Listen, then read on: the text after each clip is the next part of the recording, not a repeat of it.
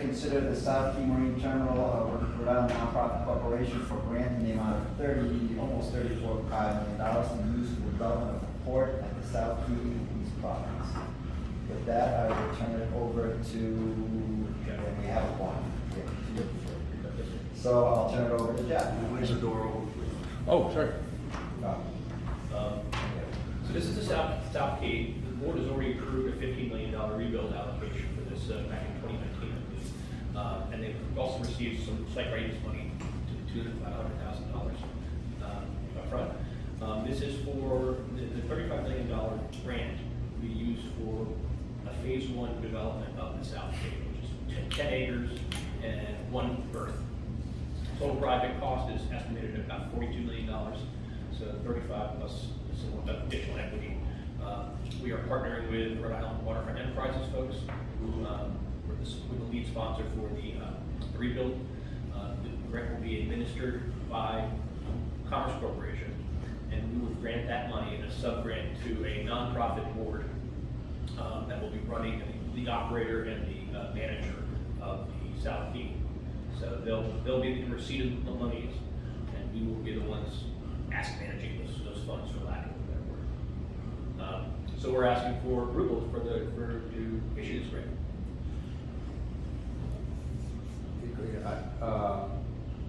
I have some questions. Yeah. Okay, so a few. And that, why did so the initial one was in the summer of 19, we approved this rebuild for $15 million. It was a $100 and something million project, and they were off and running. They were going to get, I think it's very similar scope done by December of 22, and nothing happened. Why? So they were counting on a number of federal grants, and they put in for a number of federal grants, just didn't get them. So this is generally speaking a grant-funded source of funds for this use. And that was for 120, and then at that time, I believe that the total project cost was about $120 million. They have since risen. So, yeah, so if they had gotten the grants in 2019 or 2020, they would have been farther along. This will So be why the did first. we give them, why did we use this money as, I mean, here's my concern is, it was a private deal that was supported by us. Now it's a public deal, and my concern is, doesn't that, so if it was a private deal, we would have no revenue risk. Basically, it's a private entity with a private, and now it's a quasi-public entity, and the state or this quasi-government entity has revenue risk. I would say that the entity we think that the entity is a nonprofit and is a private nonprofit. The state doesn't have any stake in it. We didn't create it. So we're just taking the monies from that grant and providing it to that nonprofit. This is the first slug of cash that they've received in the form of a grant since they first came to us back in 2019. This allows them to begin a phase 1, which becomes the cornerstone for the development of the rest of the 20 acres that they want to build out for a total of about $200 million. What makes me nervous, and I'm completely supportive of this in terms of economic development, it just makes me nervous when a private developer can't, I'm suspicious that does he believe in the revenues coming if he were to give something like this up and have it go kind of quasi-public instead of taking it on themselves. It makes me nervous that they believe the revenue is there. I mean, the history of this site is it was built for the railroad and not used. Now, what I don't want to do is it's built for wind and doesn't get used. We don't want that to happen. That's true. And so what we've been hearing, and we've had wind professionals in this office who were having these conversations, is that there are a number of wind operators that are hovering around us waiting for the ability to do some development. We've been hearing that in Proport, where we bought a piece of land from Proport to allow them to expand. But it's offshore wind, it's Vineyard Wind, it's Ørsted, and a number of other folks out there that we've been in active conversations with, and the developers have been in active conversations with. Everybody wants 50 acres on the water and a deep water berth. Not a lot of those out there.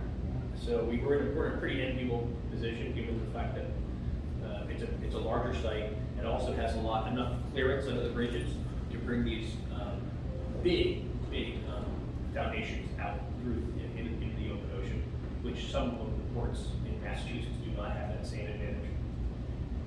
So, the but for here is that they need catalytic investment?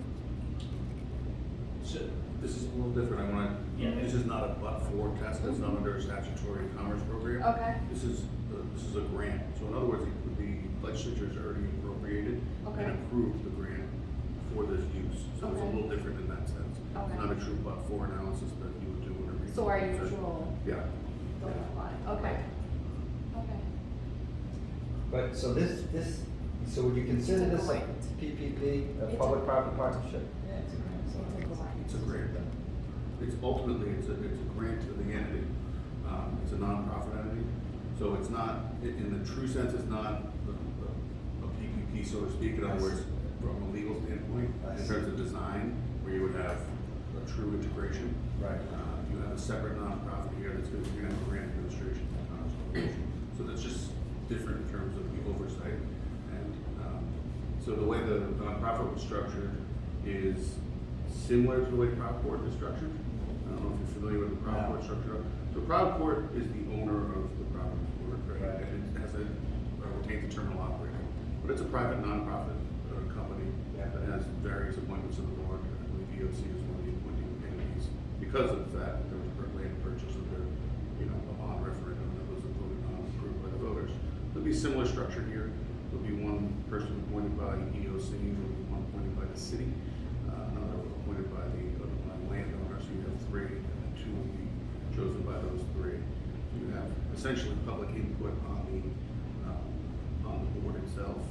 And again, you have, in terms of grant management, which is the monies that Commerce would put into it, this organization would be the grant manager, in terms of ensuring that the monies are spent to build the port.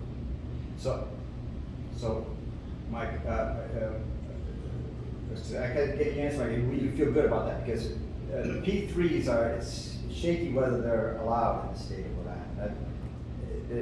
There's no statutory, you have to go through purchasing policy to figure out whether you can do it or not. LB thinks you can do it, I don't know if, can you do a P3 in the state of Rhode Island? Yeah, I'm not gonna give you your statement. But it's so. This is not a P3. Okay, this is not a P3, so it's the other thing, the composition of the board, I don't know if Jeff talked about this, at URI, we had very similar, it was the same thing, we had so many from the state, so many from, and then the board would elect its own, bring in the remainder, and that was deemed to be contrary to the Constitution of the state of Rhode Island. But when you're dealing to apples to apples here, right, we're talking about a private nonprofit. Okay, so that's the difference, okay, I see, okay, so you can't do it, okay. I had one other thing, sorry. No, But, no.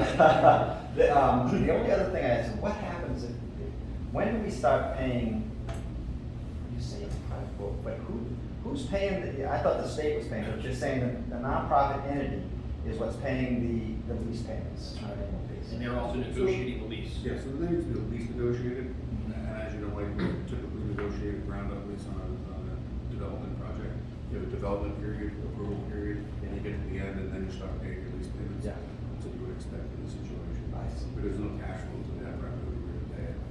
So, but the way, it reads when they're done with the improvements, the rents start, or when they actually have a tenant, Again, that's to be negotiated. Yeah. I can't negotiate it for them. Yeah, I see. Ultimately, as a grant administrator, you would want to see protection. Yeah. To make sure that the money is spent on the port, right? Yeah, yeah. And that, the money's not gonna be spent on these payments, private entity necessarily, right? Yeah. So, there's a budget that's been presented, which is, I think fiscally sound, but tight, and, there's not dollars there for these payments out of the grant monies, right? So going back to it's gonna cost more now, Yeah. right?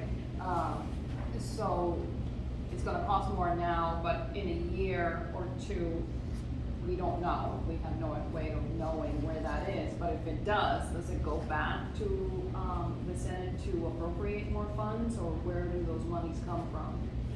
So far, to the extent there's excess above the 35 that's coming out of Rhode Island Waterfront Enterprise pocket, invariably, if it gets crazy, we can change the scope to fit within that $35 million amount. Because there's no more, right? That's It's correct. what has been appropriated, it's what been appropriated. That's right. Um, Or they'll fund other federal sources of funding too. Why which didn't we they get are. federal funding, you know? Why What didn't is they? it? Yeah, what There- is it? and currently, there's a particular infrastructure grant that comes out every year. They've applied for it for the last 2 years, so I can't remember the name of it. But it was on the Megan, so it's the one that was before that. And they were competing against our friends at DOT, for instance, in one year, and they didn't get it, and then no one got the grant, I think in the last round, last year from that particular source of funds. They are in for another grant called a mega grant, and we're expecting any day now to get word as to whether we got that grant and what's the scale of it. So RIWE, how do their return on the investment is solely the lease payment that's made by the And nonprofit? then they also get a share of the cash flows after above a certain amount. I see. And then the state gets a percentage and the city gets a percentage. Right. And that's enough to support the money they put into the land and the improvements they've made to That's the right. design and all that they've already done. There is to be negotiated with the board some kind of reimbursement mechanism for monies that have been put up front. So they would get paid down first potentially before excess cash starts getting distributed. Okay. My only concern is that if they build this and they don't have a tenant and a timely basis, it's not clear to me what happens. Where does they bleed? How do they survive? That's my only concern. So the state's not at risk of it, right? You got thinking. I know this, okay, you say the state's not at risk, but what will happen? Who will step up? I mean, it'll just, yeah, okay, I guess they'll just have to figure it out. I worry about that. And I wish the initial deal had worked, but. Right. It's a private. It's different from what we've done. Yeah, completely different than what we're accustomed to. And the other thing is that was not clear, there's no, in these documents, there's no pro forma, we have no idea of what kind of revenue we're talking about. It's just sources and uses right now. Yeah. Okay.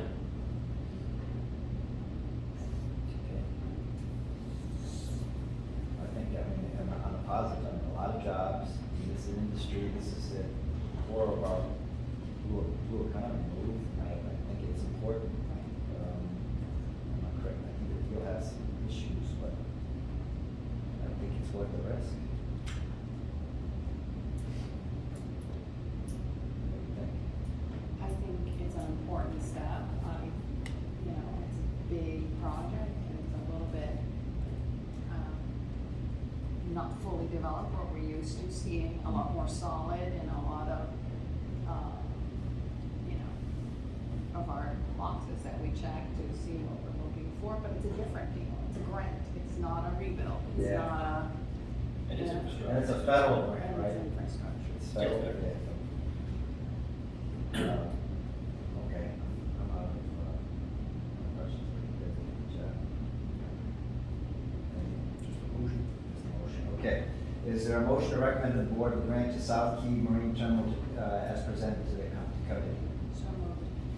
I'll second, all in favor, aye? Aye. Anybody opposed, abstentions, no? Beautiful, is there a motion to adjourn the meeting? There's a All motion. right, Thank you. I'm gonna find something to do for 40 minutes. Go over you at 5, if they still open.